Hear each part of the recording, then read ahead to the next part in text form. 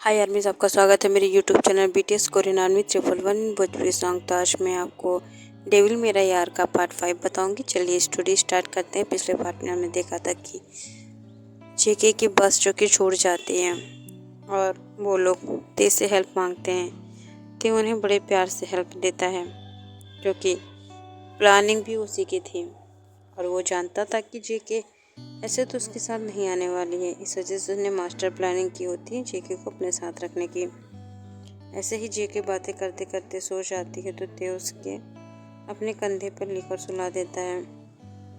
ऐसे ही सफ़र करते करते कब 1 घंटा बीत जाता है ते को पता ही नहीं चलता है और वो देखता है जेके भी बड़े आराम से सो रही है। इस वजह से वो कुछ नहीं कहता है और तुरंत ही वो अपने काम को कंटिन्यू करता है, क्योंकि ते जेके से बातें करते करते अपने काम को कर रहा था, जिस वजह से जेके भी अनकंफर्टेबल फील नहीं होती है और ते से बातें करती है। लेकिन जेके के मन में ये बात आती है कि क्या मैं इतनी बुरी दिखती हूँ कि जो सर मुझे एक बार भी नहीं देख के आंसर कर रहे हैं। लेकिन जेके को क्या पता था कि ते उससे इतना प्यार करने लगा है कि शायद उसके लिए वो पूरे जहान को फाड़ दे। लेकिन उसे इग्नोर करने का एक रीज़न है, क्योंकि वो उसे अनकंफर्टेबल फील नहीं कराना चाहता था, वो उसे तकलीफ़ देना नहीं चाहता था। इस वजह से वो उसे इग्नोर कर रहा था। बट जेके ये सब समझती नहीं है। ट्रैफिक जो कि बहुत ज़्यादा होता है और बहुत ज़्यादा ही वहाँ पर भीड़ और बारिश होती है, तो फिर जेके जो कि थोड़ा कसमसाने लगती है तो ते उसे थपथपाकर सुला देता है। तो जेके फिर से उसे कस के पकड़कर सो जाती है। इधर हॉबी जो कि ये सब चीज़ें नोटिस कर रहा होता है, वो ते को मैसेज करता है कि उसे सुलाना बंद कर। और ट्रैफिक में अभी हम लोगों को 4-5 घंटे लग सकते हैं, क्योंकि आगे शायद एक्सीडेंट हो गया है। ते जो कि कहता है ओके ठीक है, हम इंतज़ार करेंगे। तो अभी कहता है अगर तू चाहे तो मैं हेलीकॉप्टर मंगा दूँ। तो फिर ते कहता है नो। हॉबी शौक से उसको देखता है और मन में सोचता है कि ये लड़का जो कि 1 सेकंड बर्बाद नहीं करता, लेकिन आज एक लड़की के लिए 4 घंटे बर्बाद कर रहा है।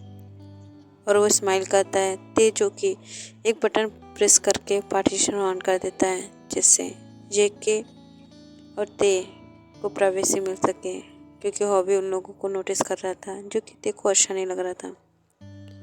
और हॉबी जो कि स्माइल करता है, क्योंकि वो अपने दोस्त को अच्छे तरीके से जानता है कि वो कैसा है। और ते जो कि जेके को देखकर स्माइल करता है। जेके जो कि उड़ जाती है तो ते अपने लैपटॉप में घुस जाता है, जिससे जेके को ये नहीं पता चलता कि ते उसे देख रहा था। और जेके जब उड़ती है तो देखती है कि वो ते के कंधे पर सर रख के सो रही है और वो शॉक हो जाती है और कहती है कि मैं सर के ऊपर सो गई थी, अगर इन्हें गुस्सा आया तो मैं तो गई। वो तुरंत ही उड़ जाती है और खुद को ठीक करने लगती है और ऐसा दिखा रही थी कि जैसे कुछ हुआ ही नहीं। तो ते कहता है रिलैक्स, तुम्हें इतना ओवर एक्टिंग करने की ज़रूरत नहीं है, सब ठीक है, मैं तुम पर चिल्लाने नहीं वाला हूँ। तो जेके कुछ नहीं कहती है। ते जो कि देखता है कि जेके बहुत देर से भूखी है, तो वो ते जेके से कहता है कि फ्रीज में सामान रखी है, तुम खा लो, तुम्हें भूख लगी हो। तो जेके मना कर देती, कहती है मुझे भूख नहीं लगी है और मैं ठीक हूँ। तो ते कहता है कि मुझे पता है कि तुमने सुबह से कुछ नहीं खाया है, समझी, जाके खा लो शराफत से।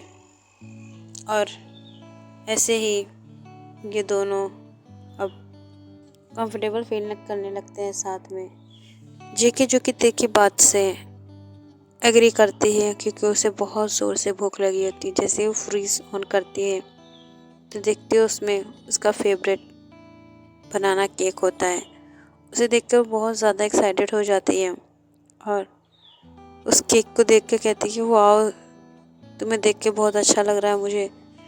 ते जो कि एक टक उसे ही देख रहा होता है, तो ते जो कि उसे देख रहा होता है। तो जेके फिर अपने सेंस में आती है और आसपास देखती है तो ते उसे ही देख रहा होता है। तो फिर जेके से ते कहता है क्या हुआ, तो ते कहती है वो मेरा फेवरेट केक है तो मैं एक्साइटमेंट में ऐसी हरकतें कर जाती हूँ, सॉरी। तो ते कहता है कि ओके। ते तो स्माइल कर रहा था अंदर ही अंदर, क्योंकि उसको पसंद है कि जेके इस तरीके के एक्टिंग करती है। ते जो कि अपने काम में लग जाता है जिससे जेके को अनकंफर्टेबल फील ना और वो अच्छे से खाना खा सके। और जेके तुरंत ही खाने लगती, तब उसे याद आता है कि उसने ते से पूछा ही नहीं। ते उससे कहता है कि मैं नहीं खाऊंगा, तुम खा लो।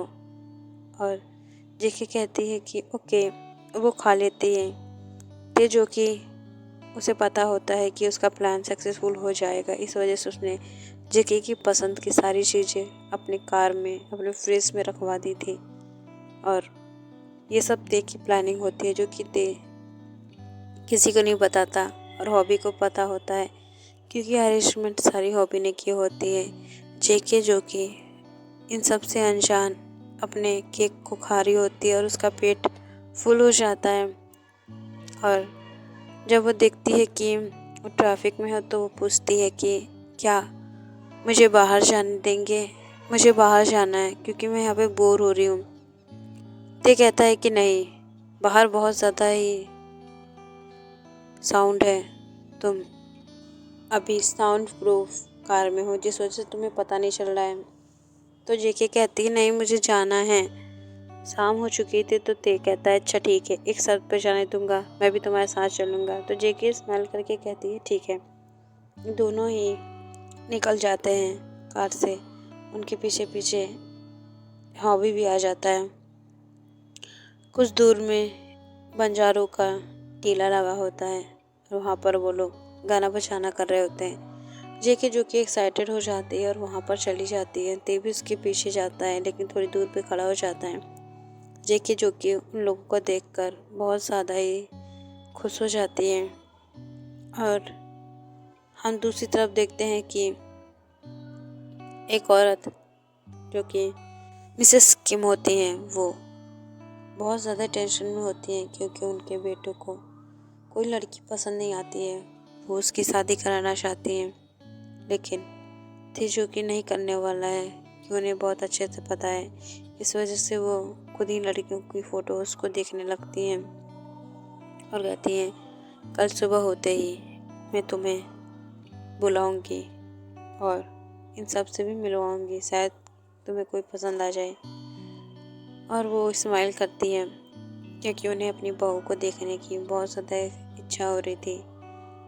जेके जो कि उन कबीलों के पास जाती हैं और उनके पास बैठकर सॉन्ग को एंजॉय करने लगती है। तो कबीले में से जो लेडीज़ डांस कर रही होती हैं वो काफ़ी देर तक डांस करने के बाद जेके को भी अपने साथ ले जाती हैं और जेके भी बहुत अच्छे से उनके साथ डांस करने लगती है क्योंकि वो डांसर होती हैं।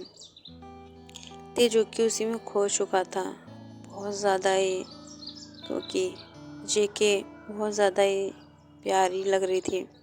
तभी वहाँ पर 2-3 लड़के होते हैं जो कि कहते हैं कि क्या माल है, इसे तो टेस्ट करना बनता है। तो वो लड़के कहते हैं कि हाँ क्यों नहीं, और क्यों नहीं तुम टेस्ट करोगे, हम भी करेंगे। वो लोग जेके को बहुत ज़्यादा गंदी निगाहों से देख रहे होते हैं और बहुत ज़्यादा ही उल्टे सीधे शब्द यूज़ कर रहे होते हैं, जिसे तेज सुनकर उसका खून खौल जाता है। पास में हॉबी भी खड़ा होता है जो कि इनको देखकर कहता है क्यों अपनी मौत को दावत दे रहे हो, और जिस लड़की को तुम देख रहे हो वो पहले से ही किसी की हो चुकी है, अब तुम अपनी मौत को दावत दे चुके हो तो मैं उसमें कुछ नहीं कर सकता हूँ। ते जो कि चुपचाप सुन रहा होता है। तो लड़के कहते हैं कि यार कैसे हम लोग इसको अपने पास लाएंगे, क्योंकि यार यहाँ पे तो बहुत ज़्यादा भीड़ है, ट्रैफिक भी है। तो फिर उसमें से एक लड़का कहता है रात का एक ऐसा पहर होता है जब ना चाहते हुए भी सबको सोना पड़ता है, हम लोग उस टाइम इसको उठा सकते हैं, क्या कहते हो।